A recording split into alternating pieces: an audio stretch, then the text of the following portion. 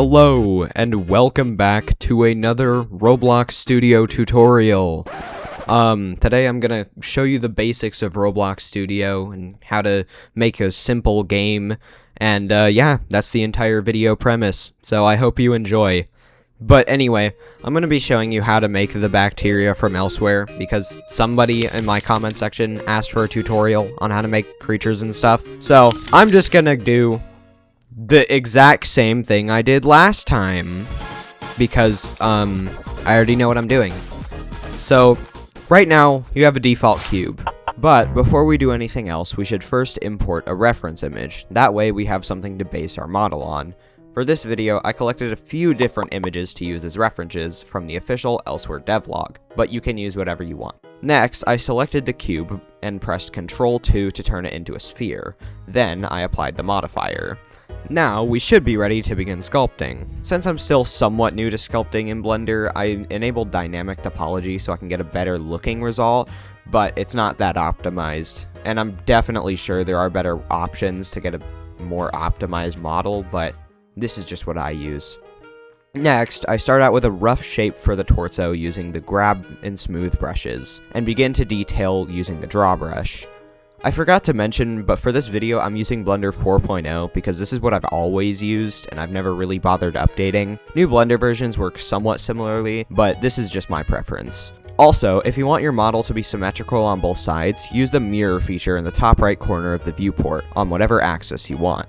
Now, I start sculpting the arms. Because I'm using a reference, I'm trying to make it look as accurate as possible. 90% of the real work is making everything look the way you want it to. If you don't like how your arms look, that's fine. Just keep tweaking it until you're happy. Now that I'm done with the arms, I make a new cube that I'll be using for the head. I use the same procedure again when constructing the head. Add a cube, press Ctrl 2, apply the modifier, use mainly the grab brush for the base shape, and use the draw tool for the details. Most of the main modeling can be dumbed down into these somewhat simple steps. I recommend saving in between sculpting since it can be very helpful if your project crashes. Also, if you don't feel confident in a change you're about to make, I personally duplicate the existing model, hide the original one, and make changes to the new one. That way, if you don't like what you did, you can always revert back to the old version. When doing the mouth, I like to use the grab tool to kind of pull the lips down just a little bit so it looks more accurate. See the difference? You can also see tiny little cracks on the lips that spread into the head in the original reference. If you add these small details, it can really make the model stand out more. For the teeth, I recommend making just a single tooth and duplicating it around the area where they are meant to be. You might be wondering why you would only make one. The reason being that they are barely noticeable. Only a few select people would really care this deep about the design of teeth on a video game character. Now for the mushroom cap on top of his head. For this, I use the snake hook and grab brushes to construct the basic shape. The top of the cap is the least important thing, since it isn't a big detail. I tend to focus more on the details that are the most prevalent throughout the model. Things that are mostly obstructed from the camera's view are the least important.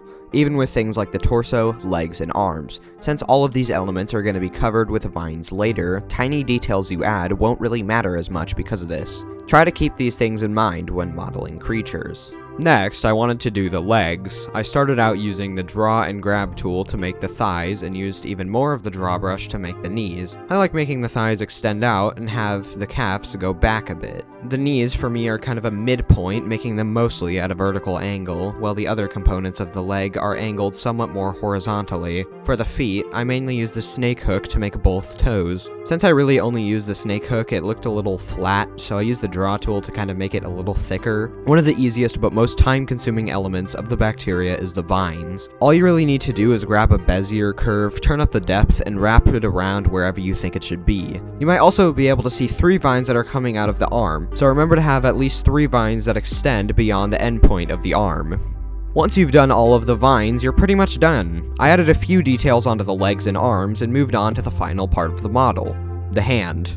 Honestly, making the hand wasn't that bad for me. I really just used the grab, smooth, snake hook, and draw tool to make the hand. Pretty much everything I've used leading up to this point. It's not the best, but it gets the job done. That's pretty much the end of the video. Sorry it took so long to make. I literally just procrastinated the entire editing process, so my bad. Anyways, hopefully my upload schedule will get more consistent. But before this video ends, I've been working on another video in the background, so stay tuned for that. Anyways, goodbye.